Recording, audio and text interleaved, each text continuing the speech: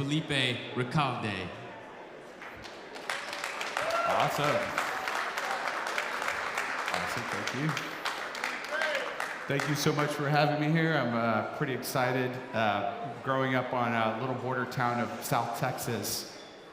Well, maybe I'll wait a second. All right, guys, you ready? So being here in New York and talking about weed coming from a border town in South Texas makes me really excited. So there are two things that brought me from Texas to California, and it's seeds and weed porn. Really good, high quality weed.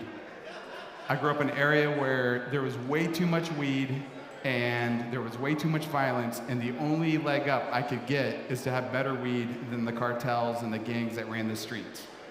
So I watched a YouTube video, got inspired, and headed to California, packed my bags to go find better DNA and start competing. I'm the CEO of Compound. I'm a nerd, I'm a hacker, and I've made my entire living, my entire life off of weed. Whoa. So got involved in policy, and I've been evolving with the industry. I don't know if my audio levels are too high, but evolving with the industry as we've gone from criminal to maybe legal in California to regulated and lobbying, passing policy. And in 2017, when it was going to become regulated, we immediately went out and opened up a tissue culture lab called Node Labs to start banking the best DNA that we could find. I'm paying an honor to Christopher Lynch, the founder of Compound, who did all the work that brought the initial library that we worked with for our brand. And I say he sits at the cool kid table because the weed he produces has got all the wrappers to the club. So people think weed and genetics is simple. You get some good weed, you put a wrapper on it, and if it's pretty, tastes good, and you put your head in the bag and it smells right, it's gonna sell. That's not the case. I hate to break it to you. The reality is there's actually a lot of science behind great weed, and we call it the science of flavor. So the instinctual stuff that we know when we put our head in the turkey bag, that is a biological response that we get when you've stuck your head and actually tied up your own money and had to go sell it. At that point, you learn, will this sell, will it not sell? How quick will this bag move?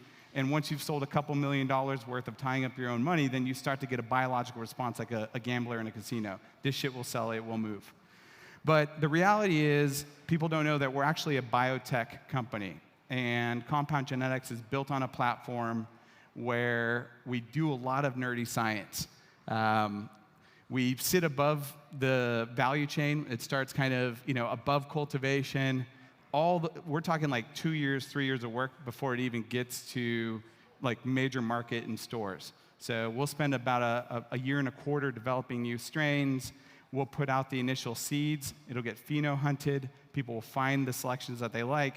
And then when we find the selections, we actually have to validate them and see how they perform. So earlier we were talking about how does it perform or here in these climates, so I'm gonna cover that later. But if you haven't tested in a greenhouse, you haven't tested it indoor, you haven't seen how it does outdoor in various climates and conditions and under stressors, you actually don't know how good that DNA is. So Node Labs today is based in Sonoma County. We have what we call the largest library of pathogen-free genetics that have been validated in the world. We started in a little barn where we were actually doing research before this was regulated.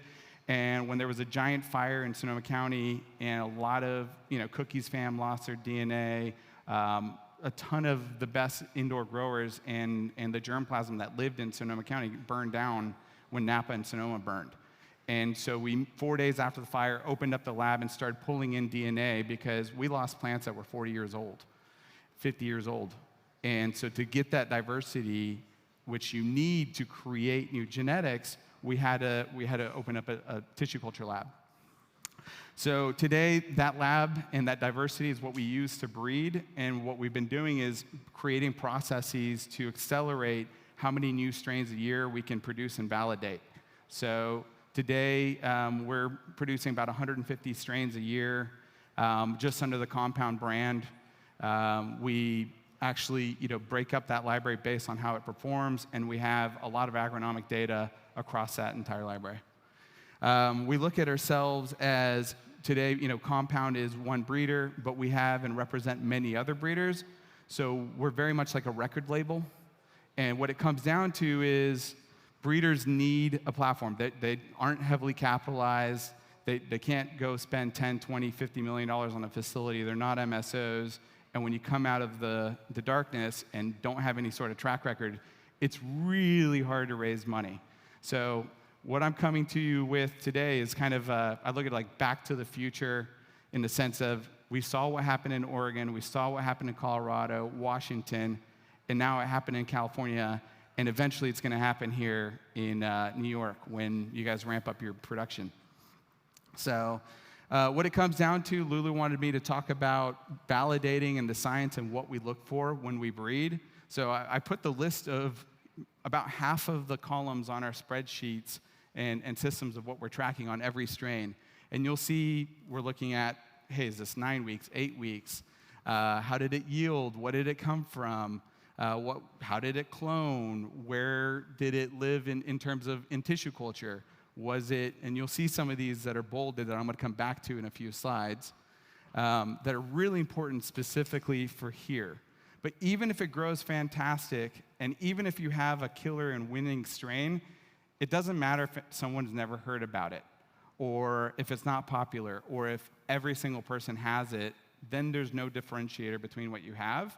And our bodies get accustomed to smoking the same weed every single day. So we actually start, our endocannabinoid system gets saturated. If you're smoking the same terpene profiles with the same cannabinoid profiles, you will start to build a resistance and not feel the effects. So it's created this demand for constantly changing and getting on the new, getting on the hot thing. And in a market where it gets saturated, you will have to have different product to survive.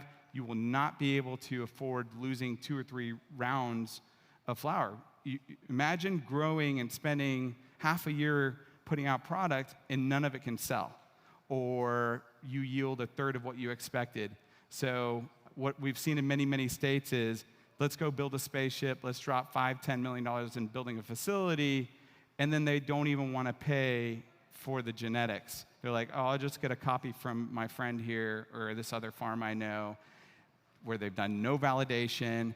They haven't run, we run everything 3 times triple viroid assay to make sure that it doesn't have hop latent viroid or other, diseases. So this is one of the reasons we also compare it to music, right? It's like when music started getting distributed on the internet, no one wanted to pay for it. Very much like genetics. But over time, you will see, because the California market's gotten there now, they can't afford not to invest in the genetics. They can't afford to grow what everyone else is doing, and they have to have, that product that also has demand and that people want.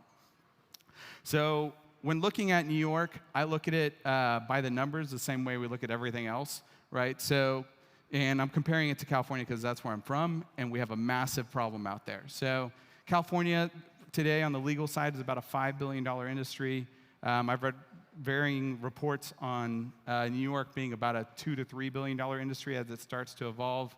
And I looked at our populations. We're twice the population with 40 million people, and we have 200 million tourists. New York is looking at 19 million and 22 million. Well, what that makes me think about is because we have to design the genetic distribution based on populations, because otherwise we're going to grow too much of one thing and not have a market for it, and our customers will get pissed off. So we have about 30 million square feet of canopy in California for the 40 million people. We have an overabundance. We probably need about 5 million pounds, and that includes smoking flower and production flower. And I'm assuming, maybe you'll need about 2.5 million pounds in state of New York. New York has been consuming way more than that, but that's obviously because it's not legal and it's been going everywhere else. As more and more medical states come online, the New York demand goes down for these out-of-state sales. So I'm only thinking about New York. So looking at California, we have 6,000 cultivators. and it's broken down. There's about 30, I think, let's see, 25, 30, so 60 million square feet. This is our internal map as we're tracking distribution of different farms and different genetics through the state of California. That means we have 10 million pounds of excess. So I started doing the math and thinking, okay, well, what's going to happen with genetics and in New York? And what really came down to it was like, okay, there's a different climate. So you'll notice on the maps, it's called the DLI, the daylight integral. And what's important is plants grow with energy, photons. So the more photons that hit a plant, there's actually, we've done studies, the sun puts out so many micromoles, even on the equator, like this is going through our atmosphere, this is how many micromoles are hitting at peak sun. Yeah, around 2,400, 2,300 micromoles. Most grow rooms are grown, they're around 800 micromoles to start with at minimum.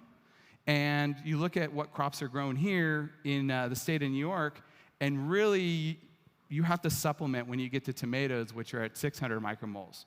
So these laws that just got passed that only allow for 20 fixtures, 20 lights, we got with 1.8 micromoles per joule. I love that they got that nerdy in the regulations. But that's not enough light to get the density that you're going to need unless you have genetics designed specifically for lower light levels.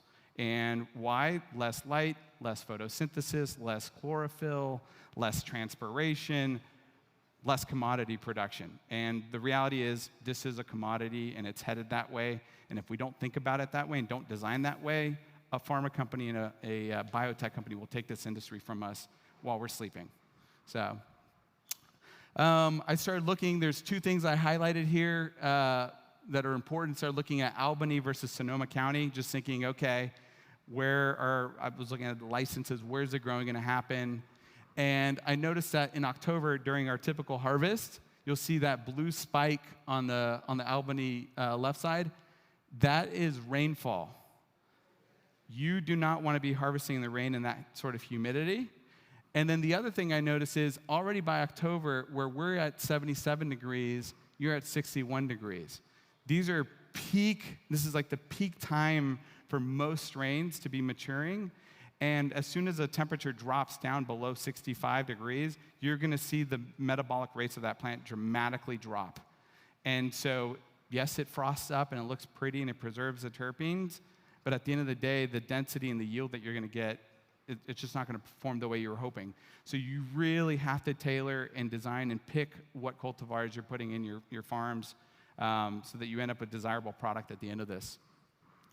So going back to scientifically validated cannabis, what this means is we've run this numerous times. We know exactly how much it should yield under whatever humidity and micromoles through the generally 8 to 9 to 10 week process of the strain. And so the biggest things that I want to point out are not only do we need to look at the genetic potential of the plant and make sure that we're putting plants in that are going to perform, but you also have to look at the market's demand for the type of weed they want. We have strains in California. There's been a close bridge between California and New York forever. And that's, we've got strains called New York Sour Diesel for a reason. We've got a bunch of type A people here that want to get shit done, and they need to also relax while they're getting things done.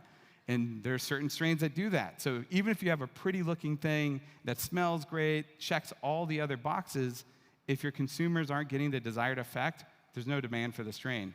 If they haven't heard about it from their influencer or the bud tender's not talking about it for whatever reason, it just won't sell. And you're going to sit with pounds and pounds of weed that just won't sell. So anyway, I want to end with a lesson.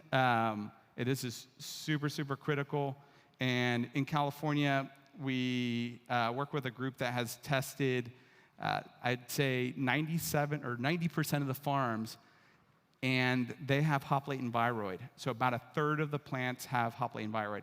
That calculated kind of on the numbers is equivalent to about a $4 billion loss on the legal markets. This is terrible. So when you think about and care about what you put into your body, you also need to think about what you put into your facilities. You wouldn't spend $10 million building a recording studio and then start inviting random talent off the street to record in that studio. You've got to know that what you're putting in there is clean, it's going to perform, it's checking the consumer boxes, there's demand and marketing materials that come with that strain. And then now you've got something, you've got a hitter, and you can actually win awards like top strain in the world a couple years in a row. So thank you guys. So what? Oh, that was, apples and bananas. We've done white runs. This year, paves. Awesome. Well, thank you, guys. If you scan that QR code, I've got our Instagram on there. Also have a free NFT. I'm doing these NFTs that are unlocking communities. So just go ahead and scan, sign up with us, and then you'll follow all of our other progress and unlock access to some of the genetics that aren't out and about. Thank you, guys.